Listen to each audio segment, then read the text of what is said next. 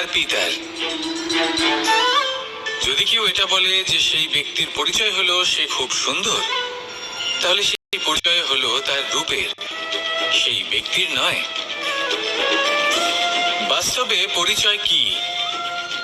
আপনার সান্নিধ্য লাভ করে কোনো ব্যক্তি কি অনুভব করতে পারে, তার কি ধরনের অনুভূতি হয়, আপনার পদ, আপনার সম্পত্তি, এই সব কিছুর ঊর্ধ্বে হলো আপনার আসল পরিচয়। যদি কোনো ব্যক্তি আপনাকে স্মরণ করেই প্রসন্ন হয়ে যান, তাহলে সেটাই হলো শ্রেষ্ঠ পরিচয়।